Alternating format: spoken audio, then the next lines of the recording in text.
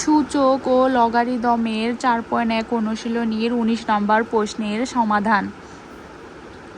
কোনো সংখ্যার ওপর যদি বর্গ থাকে তাইলে সেটা হাফ হয়, সেই সংখ্যার ওপর হাফ হয়, অর্থাৎ √3 = 3 উপরে 1/2, অর্থাৎ 3 উপরে হাফ। আবার যদি কোনো সংখ্যার ওপর ঘনমূল থাকে তাইলে সেটা হয়ে যায় সেই সংখ্যার উপরে 1/3, অর্থাৎ সহজভাবে মনে রাখার উপায় হলো রুটের মাথার ওপর যে সংখ্যাটা থাকে সেই সংখ্যাটা হয়ে যায় সেই চলকের 1/, অর্থাৎ এখানে 5 আছে, রুটের মাথার ওপর 5 আছে, তার ভিত্তি বা সংখ্যাটা বা চলকটা হলো 3, তাই 3 উপরে 1/5। যদি 10 থাকে তাহলে তেমনইভাবে 3 উপরে হবে 1/10।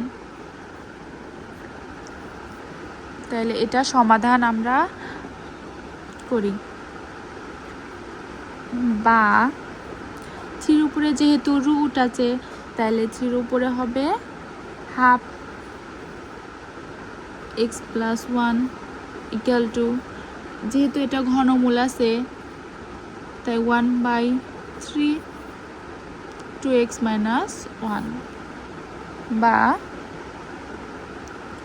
দেখো এই হাফটা x + 1 এর সঙ্গে গুণ অবস্থায় আছে, তাহলে এই হাফকে x + 1 এর সঙ্গে গুণ করলে আমরা পাই x + 1, অর্থাৎ 1 এর সঙ্গে x + 1 গুণ করলে x + 1 হয় /2 = 3 উপরে ঠিক একইভাবে গুণ করলে পাই 2x - 1 এর সাথে 1 গুণ করলে হয় 2x - 1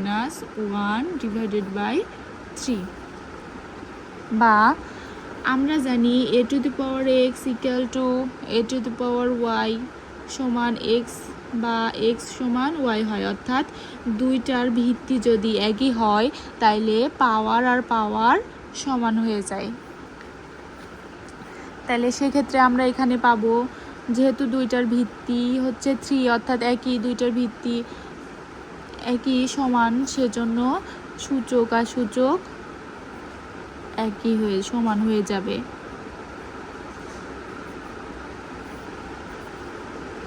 বা এখানে আড়াআড়ি গুণ করে পাই।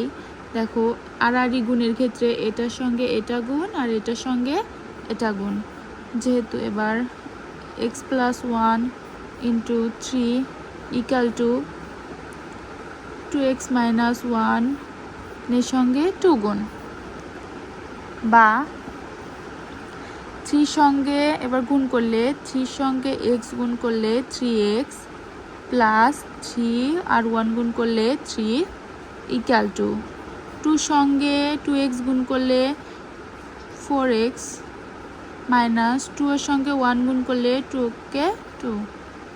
বা এবার এখানে 4x এখানে 3x, x দুইটা x একই সঙ্গে একই পাশে আনবো আর সংখ্যা একই পাশে রাখবো, তাহলে 4x আর এ পাশে 3x, তাহলে 3x এখানে 4x প্লাস আছে তাহলে ওই পাশে গেলে বাম পাশে গেলে হয়ে যাবে মাইনাস, তাহলে -4x = এখানে -2, এই +3টা হাতের ডান পাশে গেলে তখন প্লাস আছে মাইনাস হয়ে যাবে। বা 3x এর সঙ্গে -4x বিয়োগ করলে থাকে -x, যেহেতু বড় সংখ্যার আগে মাইনাস আছে তাই -x। আর -2 -3, -2 আর -3 যেহেতু দুইটাই মাইনাস আছে সেহেতু এটা যোগ হবে, তাহলে -2 আর -3 যোগ করলে -12